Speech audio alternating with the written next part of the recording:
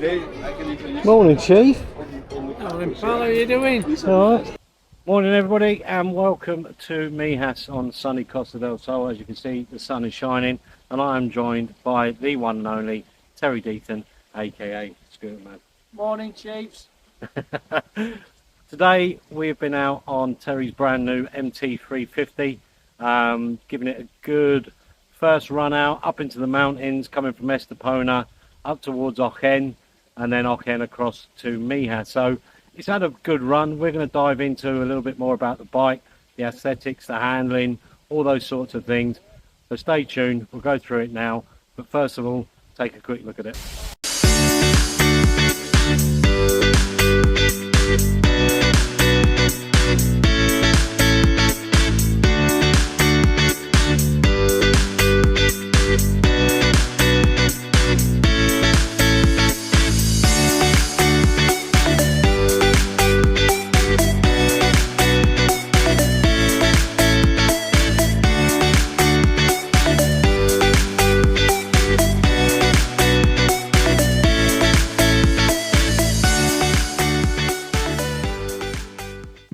So number one on the agenda with the MT350 is basically first impressions and aesthetics. So quickly over to Terry.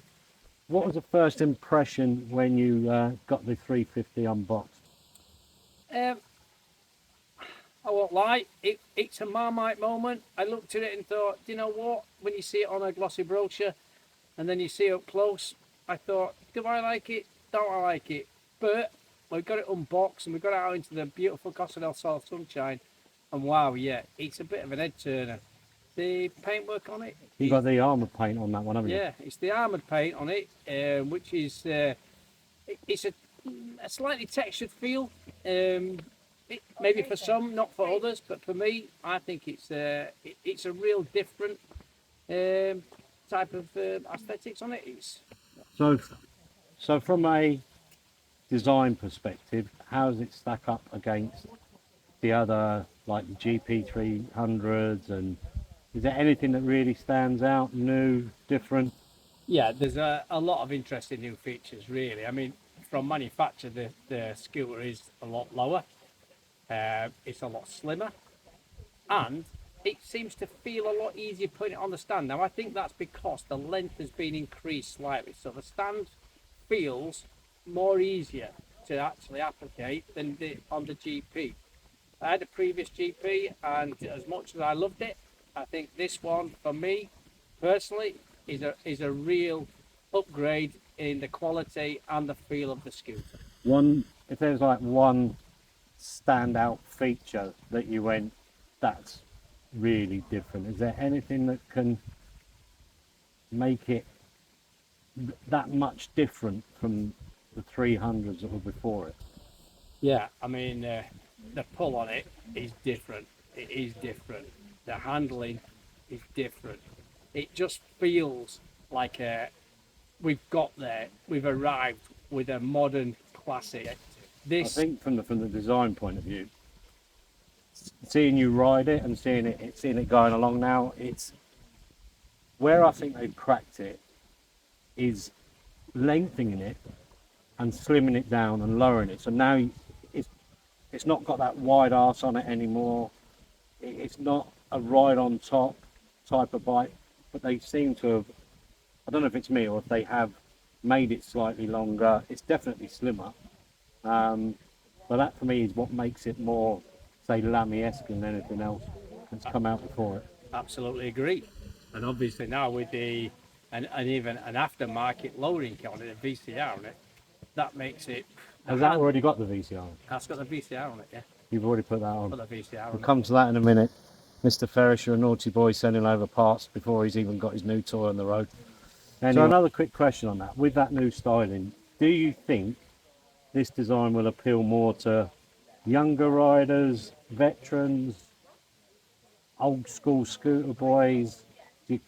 Are we getting close to that crossover point? I think that if we're totally honest, I mean, I'm 63 now, I've been doing this for 40 odd years, and most of the people watching this are probably of a similar age. What I am noticing now is that obviously speaking to people all around the world, and spending a lot of time in Thailand, as you have, I think we were missing a trick before because these scooters were a little bit too high. We spoke about, obviously, how much these new models are a lot lower. I think now they appeal to a broader spectrum. I think my wife's now got an MT125, which before on the GP, she was on her tiptoes if she could get her feet on the ground at all. Now she can get her feet firmly planted on the floor. And that says a lot for us because as you get older, you don't get any taller, you get really smaller. And obviously, it happens to us all. Yeah, shrinking. So I think from that perspective, yeah, these models now appeal to the broader spectrum because we've still got the classic style, the classic look, and now we've got a lower model which does rival Lamy. I've had it the side of my Lambretta, it's exactly the same height. I've had them both rear end on. There's very little difference in the width of them.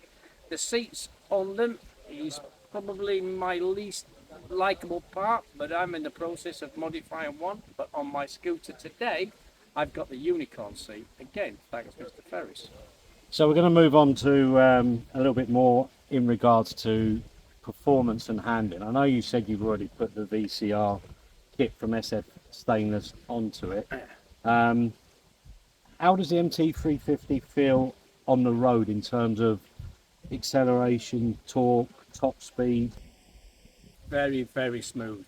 I came up the hill, after leaving Estepona this morning, I came up the hill past Marbella. I was doing 100, 105 with ease, 6,500 revs, totally flying past anything in my path. The torque on it is very, very good. Very, very responsive. Low end? Low end, yep. Equally as good. Very, very good. Because that's been the biggest problem with like the 125s, yep. especially. That low end torque is non-existent in some of it. Yeah. I'd love to see a kit for a 125, but obviously we're talking about the 350. What's the hand? I say it's a bit hard because I know you put the VCR on, but what's the handling like? Say city and then getting out to like where we are now up in the mountains. Well, I came through one pueblo this morning, Estepona. Tight streets, narrow bends, curves. Got up on and it responded fantastic. There was nothing on the road at that time this morning.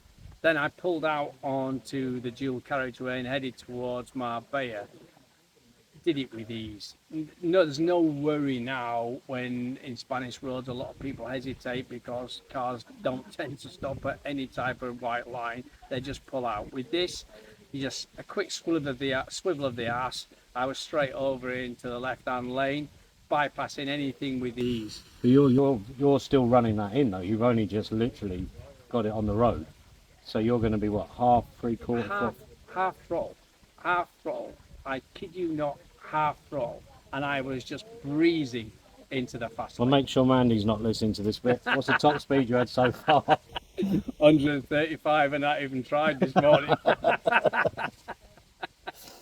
Yeah, sorry, Mandy, but yeah, it's promise you I would take it easy. But yeah, I obviously, for me, this scooter riding for 40 years, it teaches you a lot of things, and I don't necessarily turn my arms like most of you out there. I like to lean my body and swivel my arse. That's how I turn into any type of situation on any type of road, whether it be a tight, narrow bend or whether it be an open road. I like to sit at the back end of my seat, feet out wide, bang, I'm off. So, going fast is one thing. I know that there's a sneaky feature on this new MT350 with regards to traction control. Yeah. So, leaving, stopping is the other main thing. If you're going fast, you've got to be able to stop. Yeah.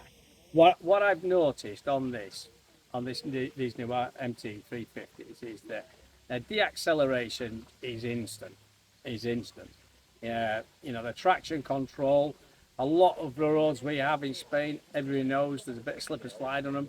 It is so much easier easing in and out of corners where you think, or on the white lines in Spain, we say to everybody, avoid the white lines because they're like glass. But here with the traction control, it makes it so much easier. So you're coming off the accelerator, you're not having to touch the brakes, the traction control's just taking over. Yeah, I'm just turning the accelerator off, bang, and it's just drop it. It's fantastic. So one thing I know about you very well is you've had a lot of scooters over the years, and I Yeah. mean a lot of scooters. Yeah. How does this compare to other scooters or bikes that you've ridden in the past? I know it's hard, you can't really do like for like, but you have ridden a lot of bikes. So where would you kind of rank it? Well, I've had 4 hours out on it today, and those 4 hours have been pure bliss. I'm not pissing up anybody's back. Everybody knows I'm a classic Lambretta man, and I love my Lambrettas. I do, but age is getting the better of us. After 2 10-hour rides last weekend, getting on this morning, my first thoughts were, as soon as I hit that dual carriageway, fuck me, why didn't I test this out last week? Say that. You know, in answer to your question, I've got to say, it's in the top three. The top Okay, three of the all top the scooters I've ever owned. Yeah. A lot of people, again, I'm going to get some private message about this, but you know what? I'm not too bothered anymore now. It's only 3 years I've been, invested in these machines, and in the 3 years, the advice I think that we've helped give, the testing that we've done, even as last Motos Locos going out to Thailand to do some testing, I think that what's been done and what's coming, it's leaps ahead of what we expected. It's come on massively. Yeah. The MT models, I'm amazed how quickly things have progressed. And when I crashed my Scamadi and had to rebuild it, and then seeing underneath the TG Euro 5 for the first time, they're like chalk and cheese. They really are. The components, the quality, everything now. And now they've taken it a step further again, but very, very quickly. Can you see them? Can you see anything where they could go from here, or do you think we've now hit a? I think we're at a plateau, mate. I think we're at a plateau. I think that obviously the JPS comes out very, very soon. I think that what you're going to see now. Oh, the Series 1. The Series 1, yeah. The Series 1, JPS mod. I think what you're going to see is you're going to see some tweaks. I think you might see a few points with cameras added, gas shocks added, maybe wheel changes. I think there's nowhere else they can go other than that. I don't think there's anywhere else they need to go. I think now we've got to let these new scooters evolve and immerse themselves into our market. Look, me and you, we've both got Lambrettas. We both love our Lambrettas, but we've both got Royal Whites. So if you're going now in a like-for-like market, everyone has gone into this 350. Lambretta have done it, Vespa are doing it, Royal Alloy are doing it. But my understanding is it is the same Piaggio engine in. The 350 is more of a model variant for the name. A lot of people get confused thinking it's got a 350 engine in it, but it's a 310. 310, and then everyone has made it as a 350. Yeah. But my understanding as well is the difference in the ECU that's inside it. Yeah, the Bosch ECUs are the different grades. Which is what Royal Alloy are using on those. Royal Alloy use them, yeah.